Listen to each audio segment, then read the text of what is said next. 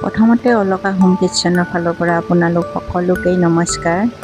মই আজি পিঠাৰ ৰেচিপি এটা লৈ আহিছোঁ আপোনালোকৰ ওচৰত। দোকানৰ মিঠাৰ নিচিনা সোৱাদ এই পিঠাটো বনাই খাব আপোনালোকে। প্ৰথমতে কেৰাহীত ঘিউ 1 চামুচ দিছোঁ। 1 কাপ ভৰাই চুজি লৈছোঁ। 1 মিনিট ভাজি লৈছোঁ। এতিয়া ডেচিকেটেড কোকোনাট পাউডাৰটো 1 কাপ লৈছোঁ। কেঁচা নাৰিকলো দিব পাৰি, আপোনালোকে কেঁচা নাৰিকলো দিব পাৰে।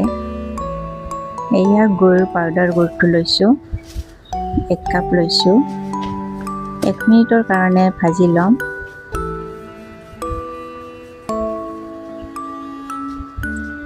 লগতে ইলাচিৰ গুটি 2টা দিছোঁ, গোন্ধটো ভাল হ'বৰ কাৰণে।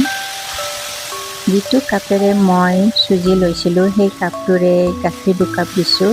এই জোখটো ঠিকে ৰাখিব, তেতিয়া কোনো গড়বড় নহয়, পিঠাটো খুব ধুনীয়াকৈ বনাব পাৰি। এতিয়া মই ভালদৰে আটাৰ নিচিনা হোৱালৈ ভাজি ল'ম। এয়া ঠিক আটাৰ নিচিনা হৈছে, আমি আটা যেনেকৈ মাৰোঁ ঠিক তেনেকুৱা হৈছে।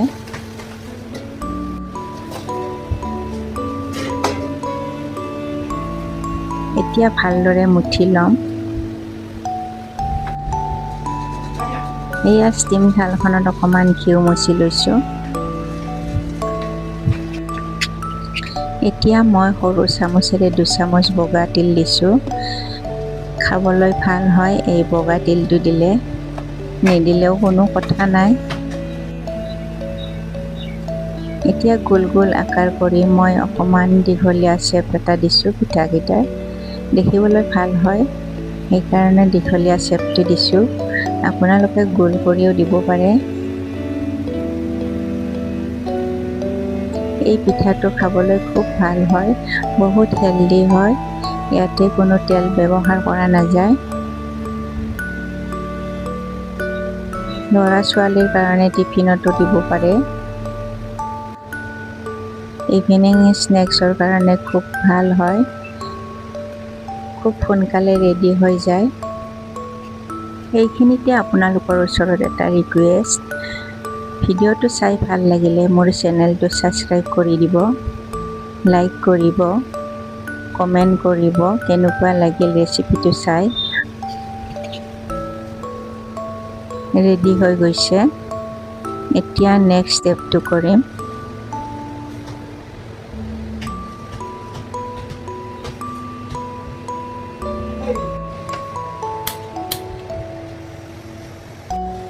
কেৰাহী এটাত এগিলাচ পানী লৈছোঁ। পানীখিনি ভালদৰে উতলিব দিছোঁ। এতিয়া ষ্টিম থালখন দি দিছোঁ, 10 মিনিটৰ কাৰণে দিছোঁ। এয়া চাওকচোন কি ধুনীয়াকৈ ফুলি উঠিছে পিঠাকেইটা, একদম চফ্ট হয়, দোকানৰ মিঠাৰ নিচিনা। খাবলৈ বহুত টেষ্টি এই পিঠাটো।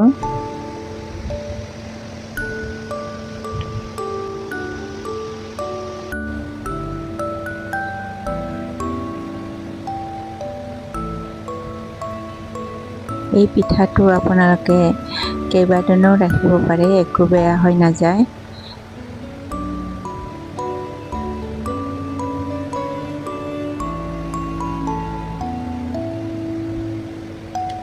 ৰেডি হৈ গ'ল মোৰ ইভিনিং স্নেক্স। একদম ইজি প্ৰচেছত বনোৱা এই পিঠাটো। কেনেকুৱা পালে ভিডিঅ'টো আপোনালোকে কমেণ্টত জনাব।